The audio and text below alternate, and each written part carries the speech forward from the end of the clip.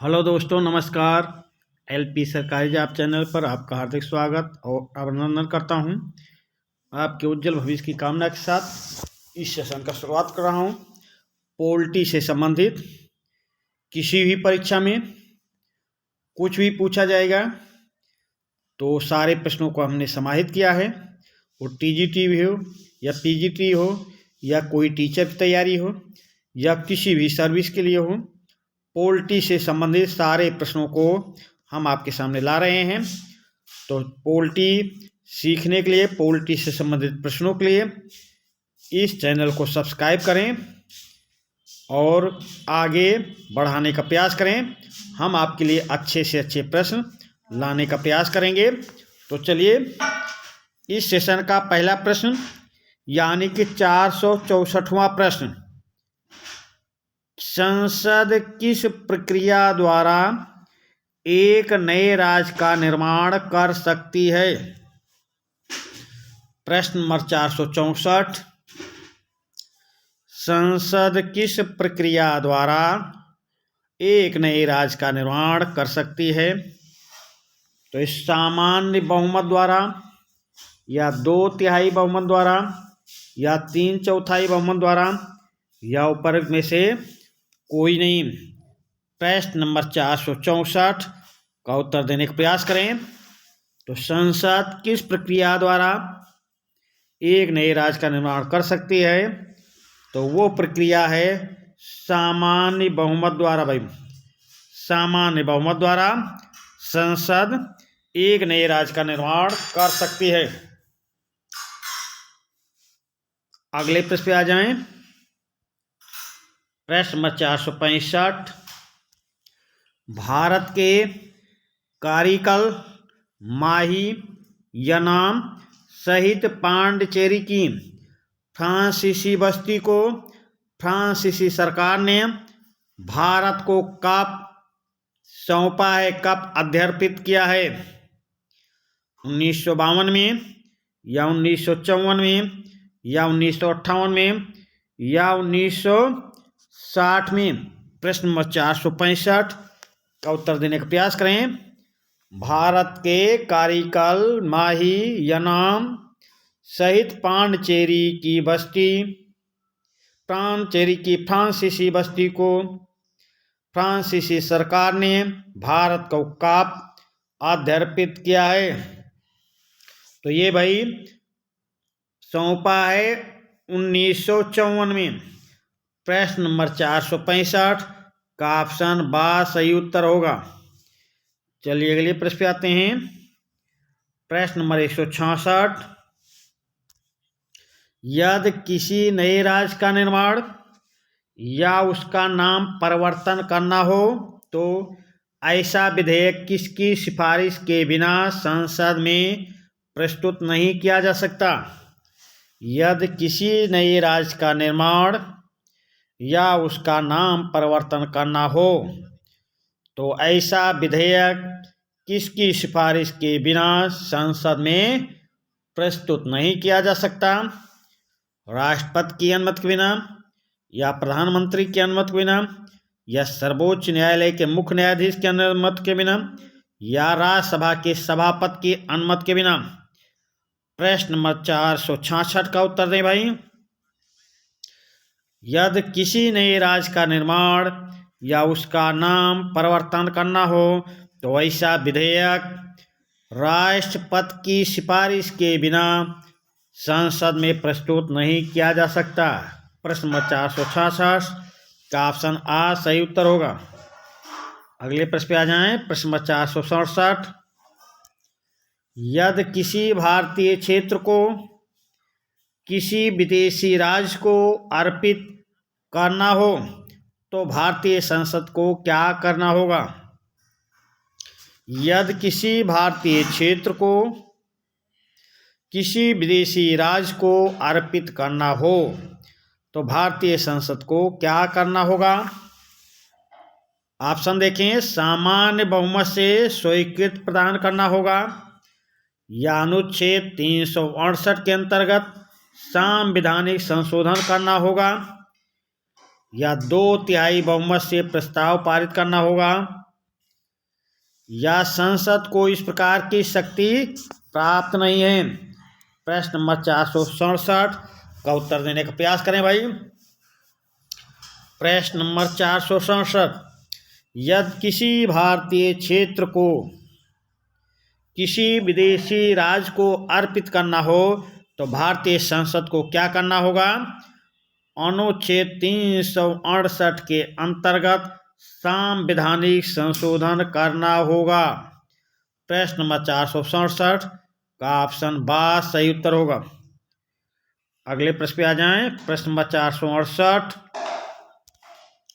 संविधान सभा ने राज्यों के पुनर्गठन हेतु नवंबर 1947 में किसकी अध्यक्षता में आयोग का गठन किया? संविधान सभा ने राज्यों के पुनर्गठन हेतु नवंबर 1947 में किसकी अध्यक्षता में आयोग का गठन किया? न्यायमूर्ति एस के दर की अध्यक्षता में, या पट्टाभी सीतारामैया की अध्यक्षता में, या पतंजलि शास्त्री की अध्यक्षता में, या के एम पांडेकर की अध्यक्षता में? प्रश्न नंबर 468 का उत्तर देने का प्रयास करें भाई। प्रश्न नंबर 468, तो चलिए भाई उत्तर दीजिए। तो संविधान सभा ने राज्यों के पुनर्गठन हेतु तो किसकी अध्यक्षता में आयोग का गठन किया गया है? न्यायमूर्ति एस के दर की अध्यक्षता में भाई।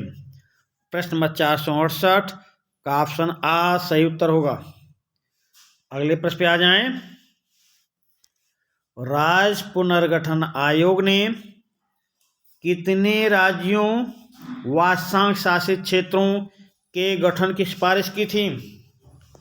प्रश्न नंबर 469, राज्य पुनर्गठन आयोग ने कितने राज्यों व संघ शासित क्षेत्रों के गठन की सिफारिश की थी? 14 राज्य व 2 संघ शासित क्षेत्र, 16 राज्य व 3 संघ शासित क्षेत्र, या 18 राज्य 4 संघ शासित क्षेत्र, या 21 राज्य 6 संघ शासित क्षेत्र? प्रश्न नंबर 469 का उत्तर देने का प्रयास करें भाई। राज्य पुनर्गठन आयोग ने कितने राज्यों व संघ शासित क्षेत्रों के गठन की सिफारिश की थी? तो ये 16 राज्य व 3 संघ शासित क्षेत्रों के गठन की सिफारिश की थी।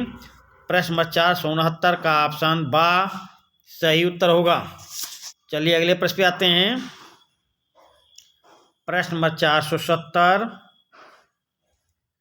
निम्न में से क्षेत्रीय परिषद के सदस्य कौन होते हैं? निम्न में से क्षेत्रीय परिषद के सदस्य कौन होते हैं? तो संबंधित राज्यों के मुख्यमंत्री होते हैं, या संबंधित राज्यों के 2 मंत्री होते हैं, या सभी संघ शासित क्षेत्रों के प्रशासक होते हैं, या उपर्युक्त सभी? प्रश्न नंबर 470 का उत्तर देने का प्रयास करें। निम्न में से क्षेत्रीय परिषद के सदस्य कौन होते हैं? तो संबंधित राज्यों के मुख्यमंत्री होते हैं, संबंधित राज्यों के 2 मंत्री होते हैं, सभी संघ शासित क्षेत्र के प्रशासक होते हैं। तो प्रश्न नंबर 470 का उत्तर क्या होगा? ऑप्शन द सही उत्तर होगा। प्रश्न नंबर 471, क्षेत्रीय परिषद किस प्रकार की संस्था है? क्षेत्रीय परिषद किस प्रकार की संस्था है? ये संवैधानिक संस्था है, या संसद के अधिनियम द्वारा निर्मित संस्था है, या राज्य विधानमंडलों द्वारा निर्मित संस्था है, या उपर्युक्त में से कोई नहीं? प्रश्न नंबर 471 का उत्तर देने का प्रयास करें। क्षेत्रीय परिषद किस प्रकार की संस्था है? तो क्षेत्रीय परिषद संसद के अधिनियम द्वारा निर्मित संस्था है भाई। प्रश्न नंबर 471 का ऑप्शन बा सही उत्तर होगा। अगले प्रश्न पे आ जाएं। प्रश्न नंबर 472, निम्न में से राज्य पुनर्गठन आयोग से संबंधित नहीं है। देखिए इसमें 3 राज्य पुनर्गठन आयोग से संबंधित है, एक कोई राज्य पुनर्गठन आयोग से संबंधित नहीं है। आपको उसका पता लगाना है। तो राज्य पुनर्गठन आयोग से संबंधित नहीं है तो पहले देख ले कौन है। तो फजल अली राज्य पुनर्गठन आयोग से संबंधित हैं। HN कुंजरी भी राज्य पुनर्गठन आयोग से संबंधित थे। KM पंडकार भी राज्य पुनर्गठन आयोग से संबंधित हैं।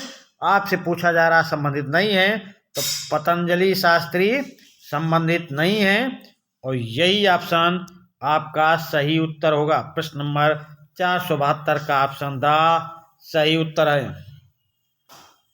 अगले प्रश्न पे आ जाएं। निम्न में से JVP समिति से तात्पर्य क्या भाई? JVP समिति से संबंधित कौन है? जवाहरलाल नेहरू, सरदार पटेल, पट्टाभी सीतारमैया या महात्मा गांधी। प्रश्न नंबर 473।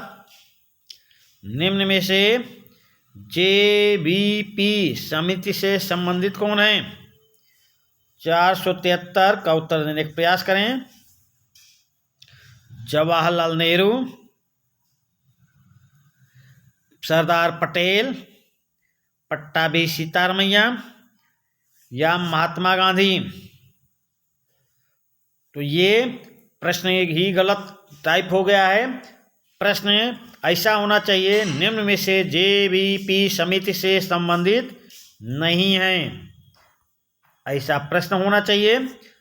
निम्न में से JVP समिति से संबंधित नहीं है तो आपका उत्तर होगा महात्मा गांधी। महात्मा गांधी JVP समिति से संबंधित नहीं है। J से जवाहरलाल नेहरू, बा से सरदार वल्लभ भाई पटेल, P से पट्टाभी सीतारमैया ये संबंधित हैं। महात्मा गांधी संबंधित नहीं है। ये प्रश्न उल्टा लिख गया है। तो चलिए हम आपको सीधा बताते हैं, JVP समिति से महात्मा गांधी का संबंध नहीं है। अगले प्रश्न पे आ जाएं। प्रश्न नंबर 474। निम्न में से किसे भारतीय संघ में सम्मिलित करने के लिए संविधान में अनुच्छेद 2 का और 10वीं अनुसूची शामिल की गई? निम्न में से किसे भारतीय संघ में सम्मिलित करने के लिए संविधान में अनुच्छेद 2 का और 10वीं अनुसूची शामिल की गई? तो ये गोवा को शामिल करने के लिए या सिक्किम को या जम्मू कश्मीर को या पांडिचेरी को? प्रश्न नंबर 474 का उत्तर देने का प्रयास करें भाई। तो भारतीय संघ में सम्मिलित करने के लिए संविधान में अनुच्छेद 2 का और 10वीं अनुसूची शामिल की गई है सिक्किम को सम्मिलित करने के लिए। प्रश्न नंबर 474 का ऑप्शन बा सही उत्तर होगा। अगले प्रश्न पे आ जाएं। प्रश्न नंबर 475। नवें संवैधानिक संशोधन द्वारा भारत ने किस भी भूक्षेत्र को पाकिस्तान को हस्तांतरित किया था? नवें संवैधानिक संशोधन द्वारा भारत ने किस भूक्षेत्र को पाकिस्तान को हस्तांतरित किया था? ये कच्छ को किया था या वेरुवाड़ी को किया था या माही को किया था या उपरोक्त में से कोई नहीं? प्रश्न नंबर 475। नवें संवैधानिक संशोधन द्वारा, ये भी ध्यान रखना, नवें संवैधानिक संशोधन द्वारा भारत ने किस भूक्षेत्र को भारत को हस्तांतरित किया था? तो प्रश्न नंबर 475 का ऑप्शन बा सही उत्तर होगा। वो स्थान था वेरुवाड़ी। प्रश्न नंबर 475 का ऑप्शन बा सही उत्तर होगा। अगले प्रश्न पे आ जाएं। प्रश्न नंबर 476। वर्तमान समय में भारतीय संघ में कितने राज्य व केंद्र शासित क्षेत्र हैं? वर्तमान समय में भारतीय संघ में कितने राज्य व केंद्र शासित क्षेत्र हैं? तो चलिए भाई, वर्तमान समय की बात हो रही है तो ऑप्शन को ना पढ़कर सीधा हम उत्तर देते हैं। 28 राज्य व 8 संघ शासित क्षेत्र। संघ शासित क्षेत्र 28 राज्य हैं और 8 संघ शासित क्षेत्र हैं, संघ प्रदेश। सीधा हम आपको उत्तर बता रहे हैं, क्योंकि अभी 29 राज्य थे, 28 हो गए, 9 केंद्र शासित प्रदेश थे, 8 हो गए। तो अभी वर्तमान का डाटा है 28 राज्य और 8 केंद्र शासित प्रदेश। चलिए अगले प्रश्न पे आते हैं। प्रश्न नंबर 477, अरुणाचल प्रदेश को संघ राज क्षेत्र से पूर्ण राज्य का दर्जा कब प्रदान किया गया? अरुणाचल प्रदेश को संघ राज्य क्षेत्र से पूर्ण राज्य का दर्जा कब प्रदान किया गया? प्रश्न नंबर 477 का उत्तर देने का प्रयास करें। यह 1982 में प्रदान किया गया, या 1984 में, या 1986 में, या 1988 में? प्रश्न नंबर 477 का उत्तर बताएं। तो अरुणाचल प्रदेश को संघ राज क्षेत्र से पूर्ण राज्य का दर्जा प्रदान किया गया 1986 में भाई, 1986। प्रश्न नंबर 477 का ऑप्शन सा सही उत्तर होगा। प्रश्न नंबर 478, मद्रास राज्य के कुछ क्षेत्रों से आंध्र प्रदेश का गठन कब हुआ भाई? मद्रास राज्य के कुछ क्षेत्रों से आंध्र प्रदेश का गठन कब हुआ? 1952 में, या 1953 में, या 1954 में, या 1955 में? प्रश्न नंबर 478 का उत्तर दें भाई।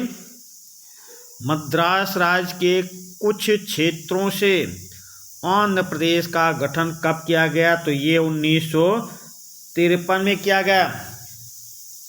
पुट्टी श्री रामुलु की हत्या के बाद की आत्महत्या कर लिया था। उस आत्महत्या के बाद, पुट्टी रामुलु की आत्महत्या के बाद आंध्र प्रदेश का गठन किया गया 1953 में। प्रश्न नंबर 478 का ऑप्शन बा सही उत्तर होगा। अगले प्रश्न पे आ जाएं।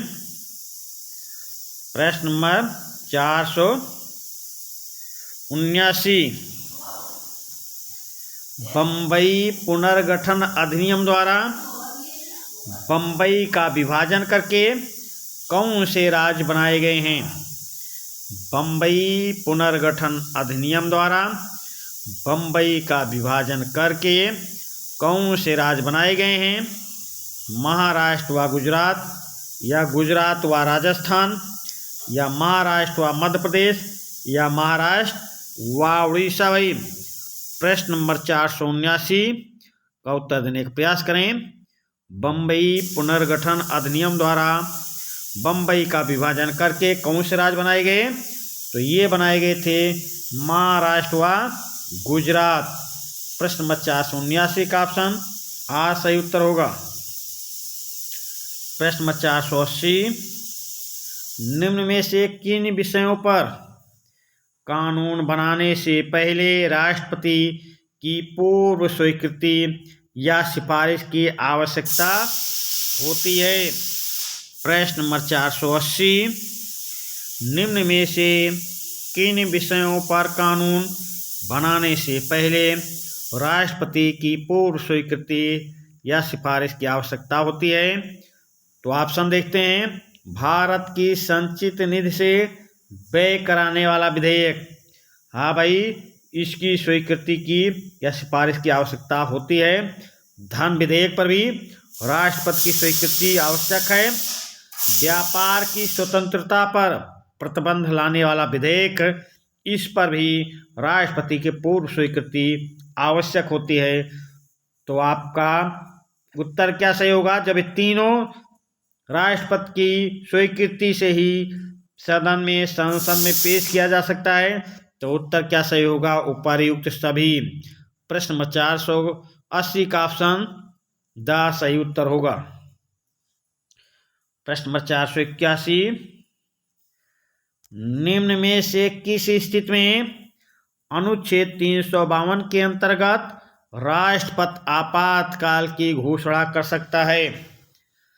निम्न में से किस स्थिति में अनुच्छेद 352 के अंतर्गत राष्ट्रपति आपातकाल की घोषणा कर सकता है? तो ये युद्ध की स्थिति में, या बाह्य आक्रमण की स्थिति में, या सशस्त्र विद्रोह की स्थिति में, या उपर्युक्त सभी स्थितियों में। तो भाई राष्ट्रपति 352 के अंतर्गत आपातकाल की घोषणा उपर्युक्त सभी स्थितियों में कर सकता है। तो प्रश्न नंबर 481 का ऑप्शन द सही उत्तर होगा। अगले प्रश्न पे आ जाएं। प्रश्न नंबर 482, अनुच्छेद 352 के अंतर्गत आपातकाल की घोषणा की जा सकती है।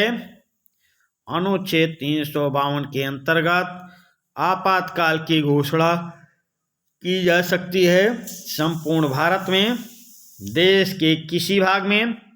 उपर्युक्त आ बा दोनों सही है, उपर्युक्त में से कोई नहीं सही। तो प्रश्न नंबर 482, अनुच्छेद 352 के अंतर्गत आपातकाल की घोषणा की जा सकती है संपूर्ण भारत में भी एक साथ, या देश के किसी एक भाग में भी।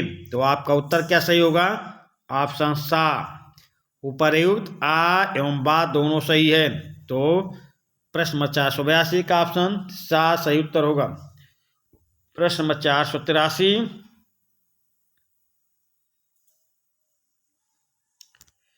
भारत में राष्ट्रपति आपातकाल की उद्घोषणा तभी करेगा जब उसे, भारत में राष्ट्रपति आपातकाल की उद्घोषणा तभी करेगा जब उसे प्रधानमंत्री परामर्श दे, या मंत्रिमंडल लिखित रूप में ऐसा परामर्श दे, या गृह मंत्री परामर्श दे, या सर्वोच्च न्यायालय परामर्श दे। तो प्रश्न नंबर 483, भारत में राष्ट्रपति आपातकाल की उद्घोषणा तभी करेगा जब मंत्रिमंडल लिखित रूप में ऐसा परामर्श दे।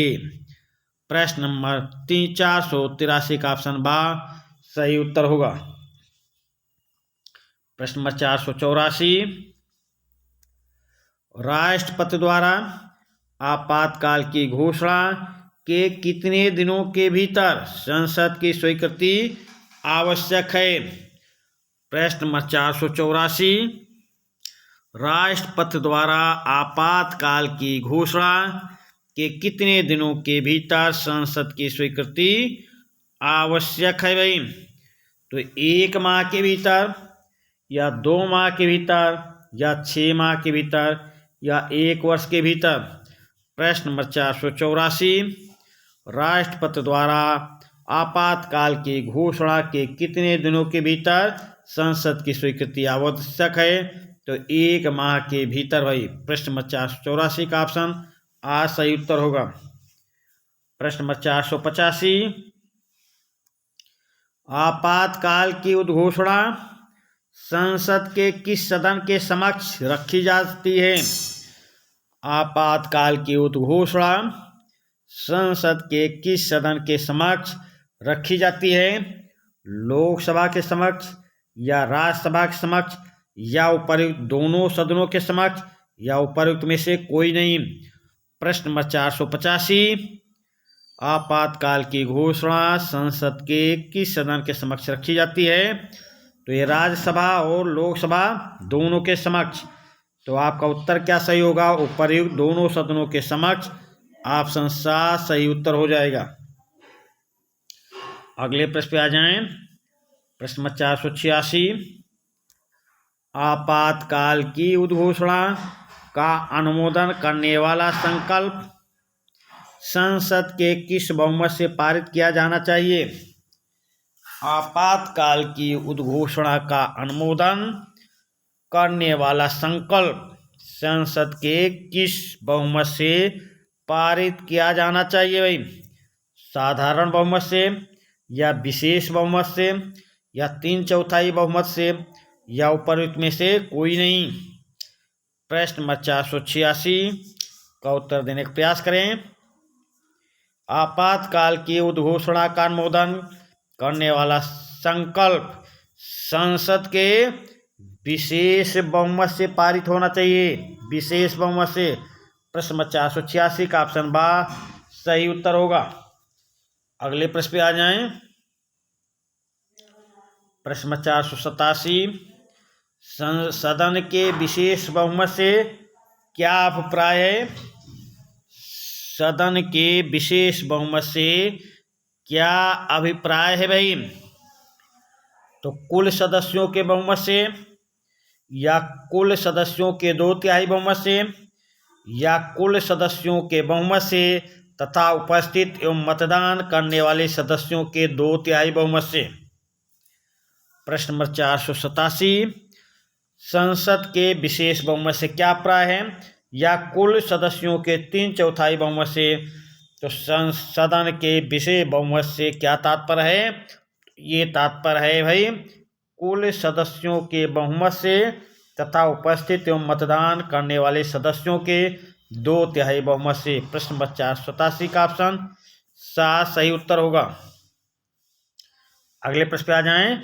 प्रश्न नंबर 488, संसद के दोनों सदनों द्वारा अनुमोदन किए जाने की तिथि से कब तक आपातकाल प्रवर्तन में रह सकता है? संसद के दोनों सदनों द्वारा अनुमोदन किए जाने की तिथि से कब तक आपातकाल प्रवर्तन में रह सकता है? 6 माह, या 1 वर्ष, या 2 वर्ष, या 3 वर्ष। प्रश्न नंबर 488 का उत्तर देने का प्रयास करें भाई। तो ये 6 माह तक रह सकता है भाई, 6 माह। प्रश्न नंबर 488 का ऑप्शन आ सही उत्तर होगा। अगले प्रश्न पे आ जाएं। प्रश्न नंबर 489, निम्न में से केवल किस नाम पर आपातकाल की उद्घोषणा नहीं की जा सकती है? निम्न में से केवल किस नाम पर आपातकाल की उद्घोषणा नहीं की जा सकती? ये युद्ध के नाम पर, या बाहरी आक्रमण के नाम पर, या सशस्त्र विद्रोह के नाम पर, या आंतरिक अशांति के नाम पर। प्रश्न नंबर 489 का उत्तर देने का प्रयास करें भाई। निम्न में से केवल किस नाम पर आपातकाल की उद्घोषणा नहीं की जा सकती? तो वो है आंतरिक अशांति।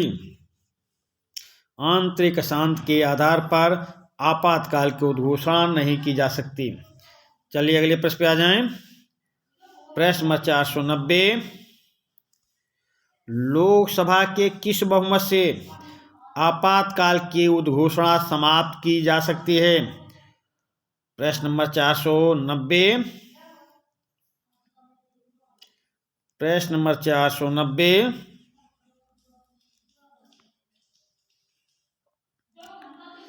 लोकसभा के किस बहुमत से आपातकाल की घोषणा समाप्त की जा सकती है? साधारण बहुमत से, या 2/3 बहुमत से, या उपस्थित व मतदान करने वाले सदस्यों का 3/4 बहुमत, या उपरोक्त में से कोई नहीं। प्रश्न नंबर 490 का उत्तर देने का प्रयास करें। तो लोकसभा के किस बहुमत से आपातकाल की घोषणा समाप्त की जा सकती है?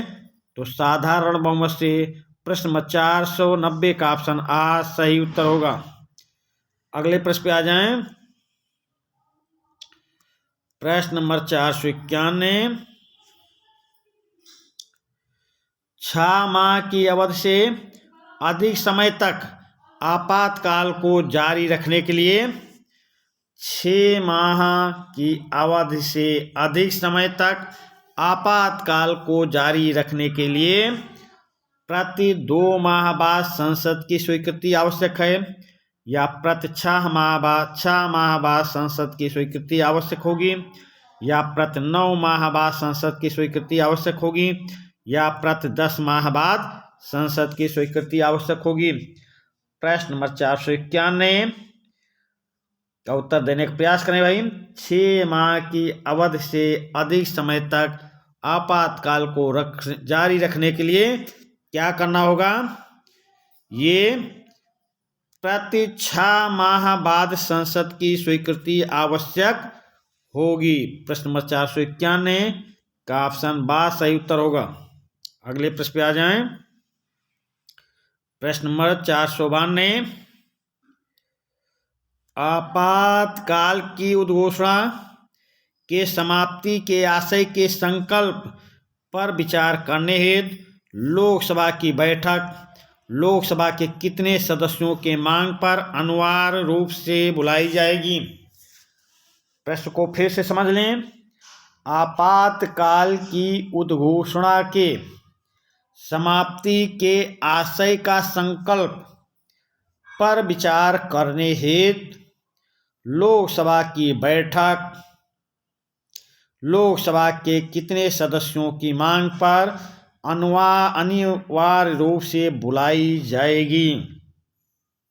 तो प्रश्न नंबर 492 का ऑप्शन देखें।